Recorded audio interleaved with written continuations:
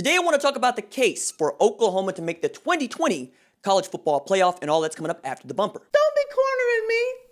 Hold up. Time. You gotta help me with that corner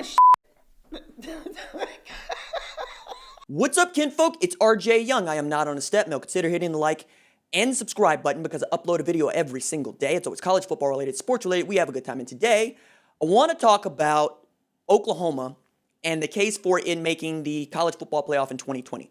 Now, I'm on record as saying I don't think that Oklahoma has the best opportunity to win a national championship in 2020, but the college football playoff is certainly on the table for the same reasons that it's been on the table for the last 3 years.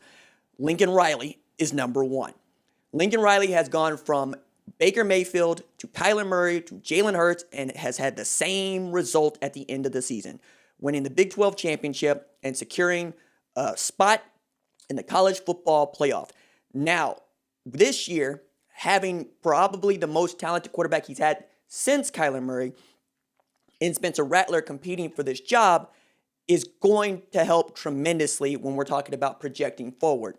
When we're talking about the top 25 quarterbacks in the country, he's like the only one in the list who has not started a game. There's a lot on the shoulders of Rattler. He also gets an opportunity to play behind a very experienced offensive line. If Eric Swinson starts at left tackle and not Stacey Wilkins, we're talking about 5 returning starting offensive linemen led by Creed Humphrey, who has an opportunity to be a first-round draft pick in 2021 at the center position. I really like Adrian Ely at right tackle. I enjoy the guard tandem of Marquise Hayes and Tyrese Robinson. Behind those guys and behind Rattler, Kennedy Brooks, right, who is averaging a gaudy 7+ yards per carry. And if he gets 250 touches, he's a 1,500, 1,600 yard back. And this year, he might get an opportunity to do just that because Ramondre Stevenson is suspended for the first 5 games of the season, and Trey Sermon grad transferred to Ohio State back in March. It means that TJ Pledger and Seth McGowan would have to pick up a lot of the slack.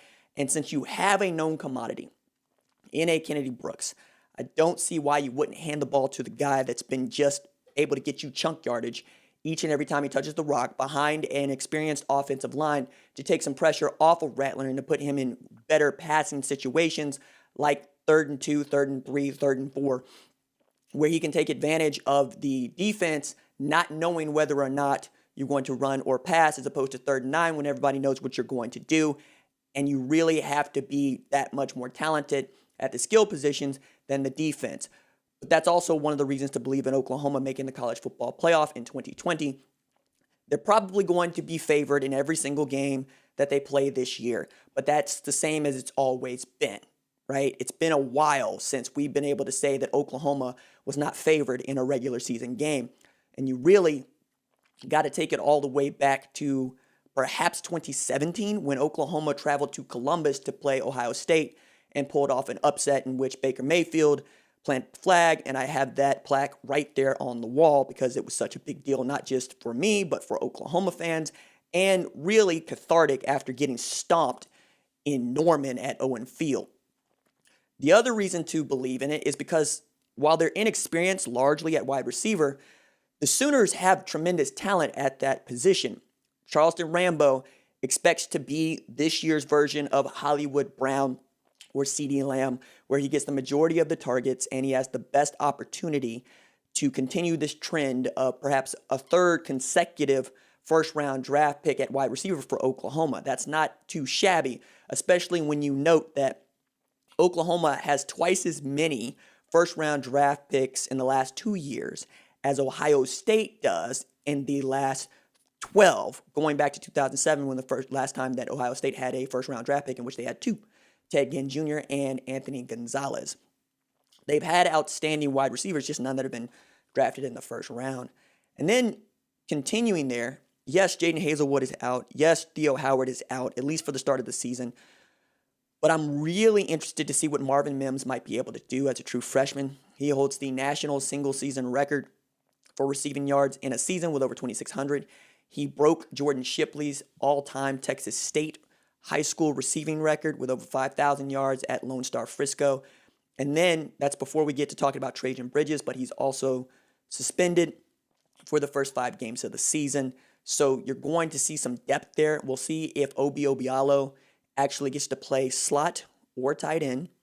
But if he does not get to play tight end, you believe in Austin Stogner, who showed out in special teams and against Baylor, his dad's alma mater of all places.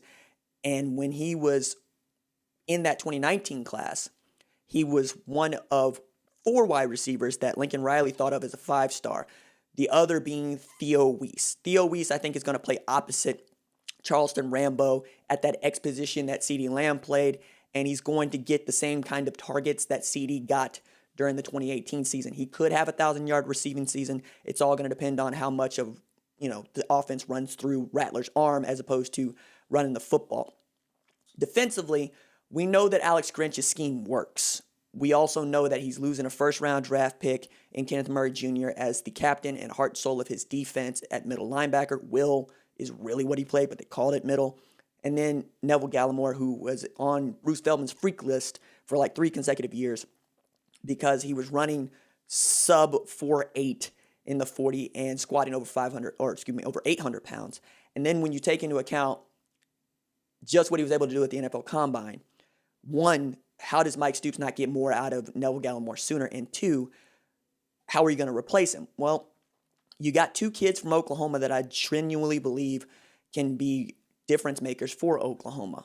LaRon Stokes and Jalen Redmond both could play that defensive tackle nose guard position alongside the 2 junior college transfers, the number 1 and number 2 defensive tackles in the 2020 class, in Perrion Winfrey and Josh Ellison. Both of those dudes will have opportunities to show out this year and really help bolster the interior of Alex Grinch's defensive line, which is a 3-4 with a 1-gap scheme. It means that rush in outside linebacker type is going to be a talisman once again. And with Nick Benito and David Ugwebu and Joseph Wette, you'll have options over there. You also will get Reggie Grimes coming in, who probably figures to play rotating in at the defensive end position along with Marcus Hicks and Marcus Stripling, as Ronnie Perkins is out this year for the first 5 games of the season, along with those dudes that were hurt. Now, on the back end, we know that when the safeties play well, the scheme does well. When Patrick Fields and DeLaren Turner-Yell were playing well in football games, Oklahoma's defense was ridiculous, particularly against Texas, where they had 9 sacks. Pat Fields coming on a delayed blitz in one of those was absolutely tremendous. And then Baylor in the Big 12 title game. What I find to be interesting is how much better or not Oklahoma might get at nickel. Buki is playing nickel. I think he's playing out of position. I also think that's why he's not necessarily the best option at that nickel spot anymore, even as he gets most of the snaps. We'll see if Jeremiah Cradell gets a shot. Justin Harrington, if, when, how he gets on campus. He's delayed for now. Might also get a shot there. Bryson Washington's going to help. And then at corner, you're talking about perhaps what I think is the most talented cornerbacks in Jaden Davis and Trey Brown, perhaps getting the start there. Kendall Dennis, Trey Norwood comes back. You have all the pieces to run the table. You have all of the pieces to, once again, not just get to the college football playoff, but get yourself out of the conversation about whether or not you should be there. Because that's the knock on Oklahoma. It's always going to be the knock on Oklahoma until they get a W in the semifinal. It's that, are you really going to start or continue to put this team into the college football playoff if they can't get wins? And not even if they can't get wins, it's that the last couple of years, they haven't really been close. Alabama got out of reach in the first quarter, 28-0. LSU announced its presence in a super way in the Peach Bowl. Now, DeLaren Turner-Yell was out for that game, but you should be able to bounce back from that, and then you take in Ronnie Perkins and Ramondre Stevenson. But I don't think it was like that. I think LSU was just the better football team. Now, if it comes down to a Big 12 champ and a Pac-12 champ who both have 1 loss, probably looking at another SEC team getting in. I think that Oregon, USC, they run the table, they're in. But at 1 loss to the wrong team, they could just as easily be out. Oklahoma at least has shown that they can suffer a loss to a Kansas State or an Iowa State and still get into the playoff. Most people would say that with a loss to a good Texas football team, Oklahoma might get the benefit of the doubt, but only if the Pac-12 team is not undefeated. And this year they might not, because if Oregon takes an L to Ohio State, runs the table, and wins the Pac-12 championship, and Oklahoma takes an L to Texas, we're going to do that thing where we're talking about valuing losses more than we value wins.